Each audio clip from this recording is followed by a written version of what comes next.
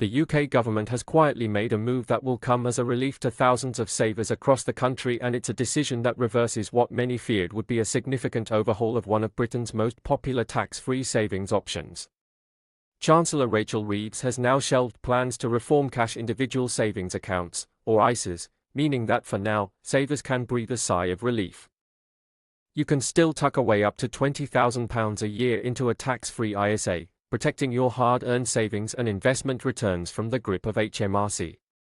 But here's where things get even more interesting. Beyond the headline £20,000 annual allowance, there's a lesser-known provision that could allow certain individuals to save far more legally and completely tax-free. It's called the Additional Permitted Subscription, or APS. And for the thousands of people who qualify, it could mean a huge boost to their tax-free savings. The APS rule allows the surviving spouse or civil partner of a deceased ISA holder to inherit an extended ISA allowance, an allowance equal in value to the amount their partner had in ISAs at the time of death. And this is on top of their own £20,000 annual limit. Financial experts say it's one of the most underutilized tools in the tax-free savings world. Sarah Coles, a leading analyst at Hargreaves Lansdown, recently pointed out just how powerful this inheritance feature can be.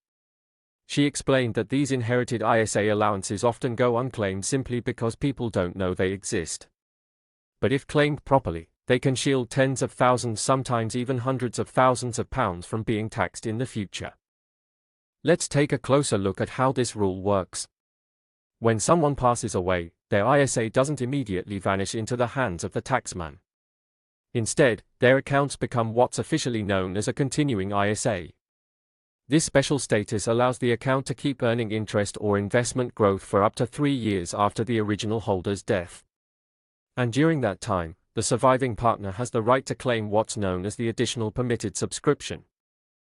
That APS gives them an extended tax-free savings limit, matching whatever their deceased partner had in their ISA accounts at the moment they passed away.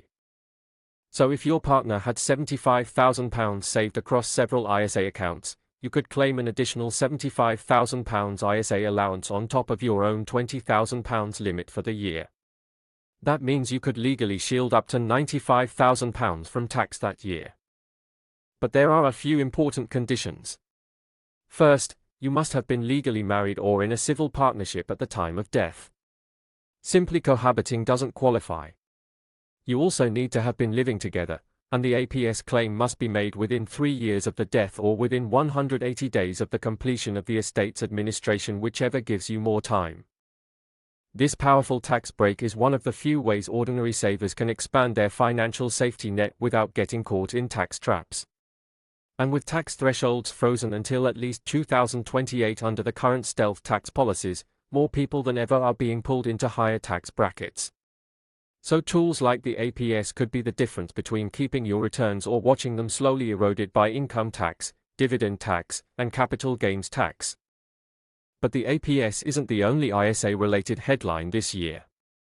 Financial comparison site money.co.uk has now revealed what it considers the very best ISA for UK savers in 2025, and the winner might surprise you.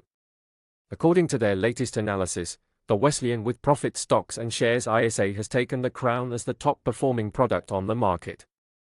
The ISA plan from Wesleyan recently won the award for Best ISA Provider of the Year at the Wealth and Asset Management Awards 2025. And it's not just about financial performance. The judging panel applauded Wesleyan's ISA offering for delivering consistent returns, solid customer support, and transparency in how funds are managed. So what exactly makes this particular ISA stand out? According to judges, the Wesleyan with Profits Fund, which supports the ISA, currently manages more than £4 billion in customer assets as of November 2024. The fund takes a diversified investment approach, meaning savers' money is spread across a mix of different asset classes to reduce risk while aiming for long-term growth. The panel cited the fund's long-term track record and healthy return history as major reasons why it was highly commended. This ISA might be particularly attractive to those who want more than just a safe place to park their cash. With interest rates and inflation continuing to fluctuate, many people are now looking for a blend of stability and long-term growth.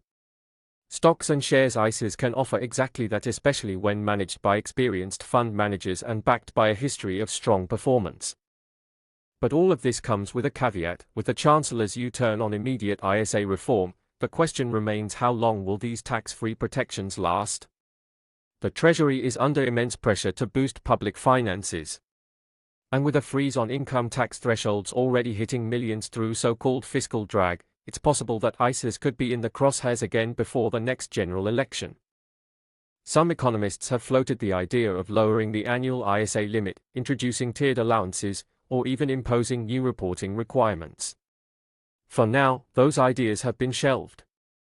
But financial advisors warn that change could still be coming.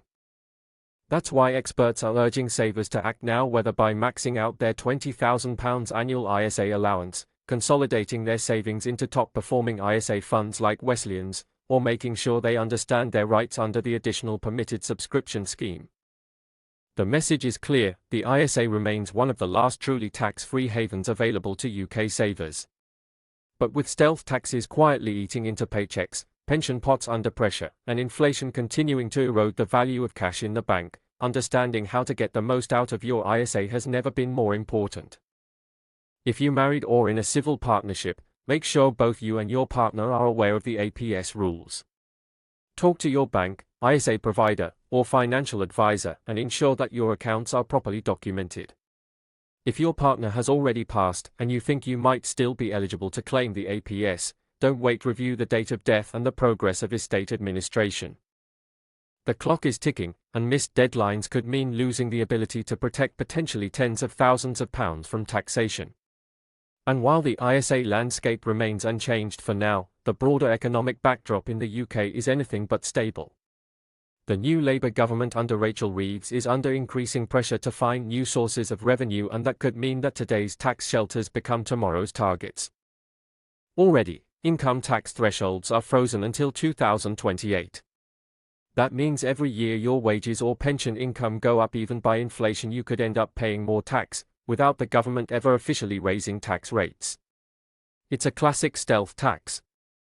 And the same could be in store for ISAs.